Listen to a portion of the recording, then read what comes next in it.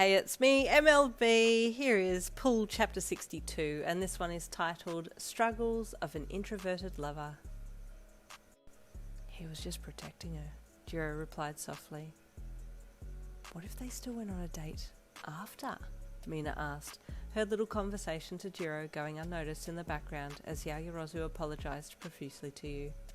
Miss Lin, I very humbly apologise for the actions of my staff member, whoever it may be.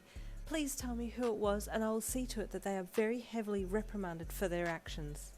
No, please, it's fine, you said, holding your hands up to placate her. There's no need for any actions to take place, but if possible, I would like to avoid the person at all costs.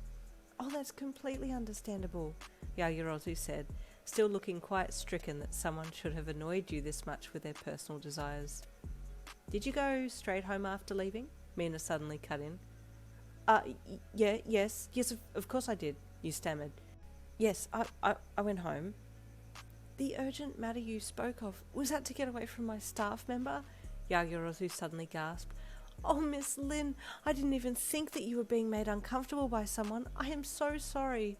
Yaoyorozu, it's fine, please calm down, you said with a sweat-dropped look on your face. She was making such a scene. Mina and Jiro both looked at each other with a knowing look.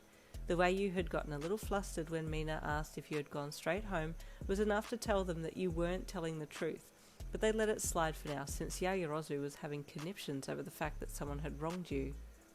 At the end of the week, Aizawa allowed a class for the students to continue with festival plans, and you and he were pulled aside to try on different outfits. The girls and I, Yaoyorozu stated proudly, have been thinking about different styles to showcase for the fashion show, and we thought of doing a Hero Fashion of the Ages style show. Oh, that sounds interesting, you said encouragingly. What eras were you thinking? Hero costumes from the 60s, 70s, 80s, 90s, 2000s, 10s, and now, she said, showing the female costume progression and the male costume progression.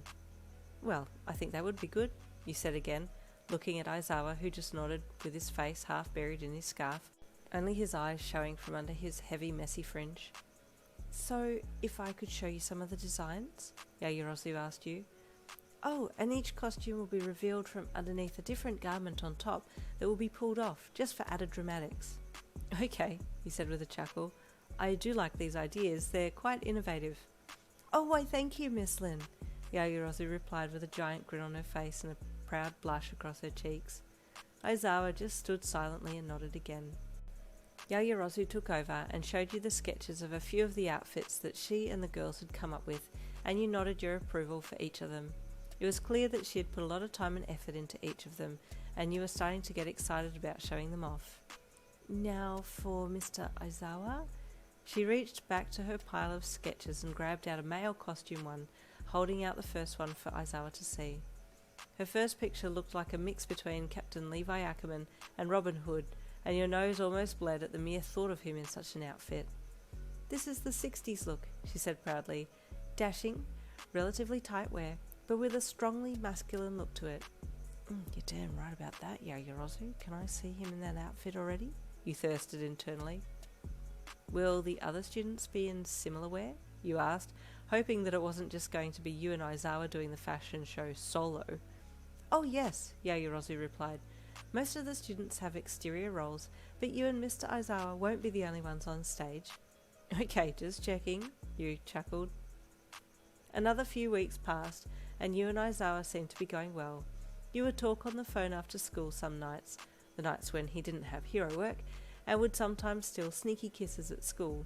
And although he acted aloof most of the time, he had a warm side that would occasionally come out, but it still felt a little cold at times. Aizawa was enjoying being close with you. He didn't want to admit it, but he was infatuated with you. It was hard for him to not constantly look at you in class, so he chose for you to do a lot of the teaching over the next few weeks, so he could stare at you during your lectures and not be called out for watching you. There was, however, a war going on inside him. Truth be told, he was a little afraid of how much he was in love with you. You were on his mind constantly, and he worried that something was going to happen to you, so at times he would unintentionally distance himself as a protective mechanism so that he could try and regain his mind again.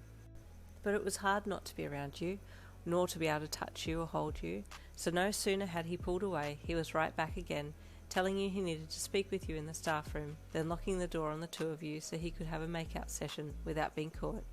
So far, no one had suspected anything more than an unspoken about crush between you both.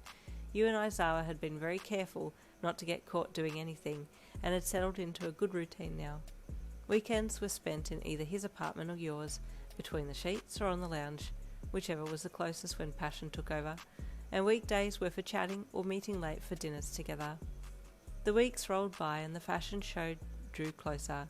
So far, you and Aizawa hadn't tried any of the outfits on, but Yaoyorozu had been doing a lot of measuring, and the other students had been getting materials together for the big day.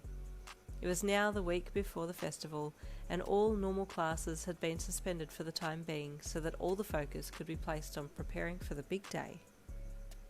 And there ends Chapter 62. Stay tuned for Chapter 63.